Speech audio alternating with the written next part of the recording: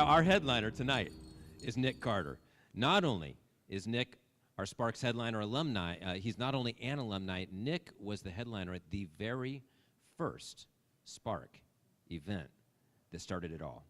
If there was a slogan for Nick, it'd be scratching an entrepreneurial itch in hard-to-reach places. Is that right? All right, good. I'm glad. Good.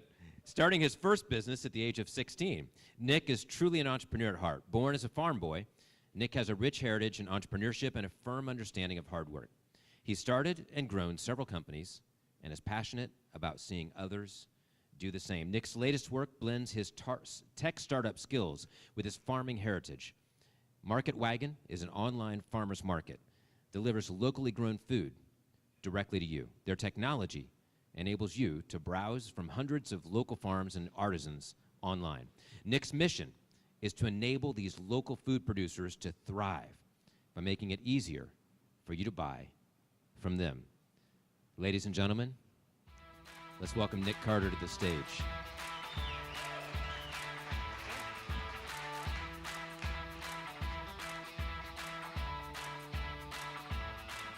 All right. Well, our theme tonight, I was told, is ethics. Ethics are they're a society's moral code. They are the collective's decision about what they're going to approve or decline. It's a collective. It's society. It's our culture. It comes from the Greek word ethos, okay, which is about a culture's habits and their manners, particularly bound by a time and place. Okay? Particularly bound by a society and time and place. And if we look back through time, we can actually see these time-bound ethics changing over time. All right, listen to me. There's some really interesting examples. You can probably name a few. I'm going to name some of the biggest ones. In the 3rd century in ancient Greece, it was unethical to let your unwanted child starve to death and die of exposure if other people had to listen to it cry. The ethical thing to do was to carry it far outside of the city and abandon it there. That was ethical. Chris is a little sick. In medieval Europe, if you disagreed with the church, you would burn them. That was ethical. In the 18th century here on this continent, it was, hear me guys, it was ethical. The society judged it as ethical to own another human being and force their labor. That was an ethical thing to do. Ethics are also bound not just by time, but also place. One of the harder things to realize is that ethics vary right now in our contemporary universe. As you go around the globe, you find differing ethics. It's ethical in many cultures still today to completely subjugate women, all right? As Westerners have taken up the mantle over the last 20 years to try and end sex trafficking worldwide, one of the startling and disturbing things that they found is when fathers are the ones who have sold their daughters. These are things that are ethical in some societies and cultures. The question is not to ask yourself whether or not I'm an ethical person. The question is to examine the ethic of your society and ask, is our ethos just? Are our ethics just? Because it will profit you to be an ethical person in any culture. But when you discover an unjust ethic and you endeavor to right an unjust ethic, it will cost you dearly. It will cost you dearly. I just got done watching a documentary about Edward Snowden. You guys know that name? Ed Snowden was a CIA contractor. It was unethical what he did. He broke U.S. laws. He is today guilty of treason. He is living in hiding. He would be killed if he were found. And he paid this cost to uncover what he felt like was an unjust ethic existing in the way that our government collects and uses data. My business, it's very simple, a little bit more lighthearted so we can take a breath. I deal in food. We have this abundance of affordable and cheap food in the U.S., which sounds really, really good on the surface until you dig in and uncover the fact that our food is cheap and affordable everywhere on the backs of the poverty of rural America.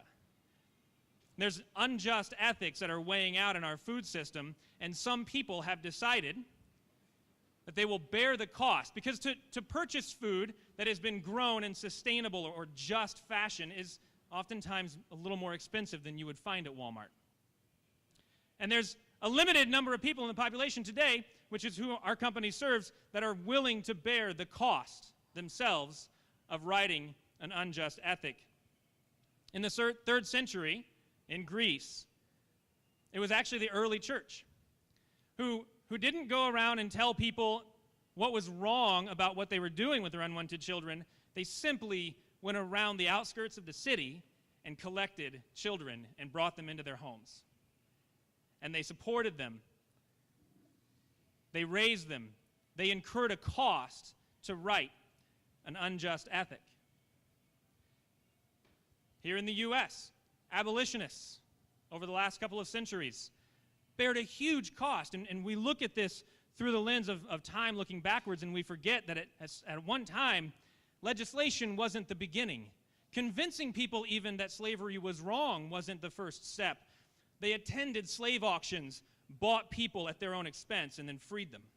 Those who were slave owners who became convinced of an unjust ethic incurred a great cost to essentially liquidate an asset that was a big part of their income. People who participated in the Underground Railroad did so at the risk of their own lives, and many of them lost it. It will profit you to be an ethical person, but sometimes it will cost you dearly to right an unjust ethic that you've discovered. The hard part about it is that you have to pay that price long before anybody's going to recognize that what you're doing is good. That's the really difficult part, is we look back on the people who have righted unjust ethics in history, and we celebrate them today, and most of them were not celebrated in their time. That means that you can't expect people to agree with you. You will be going against the ethos of your culture. It also means that the first step, as I kind of mentioned with abolition, isn't always legislation either. You've heard maybe that you cannot legislate morality.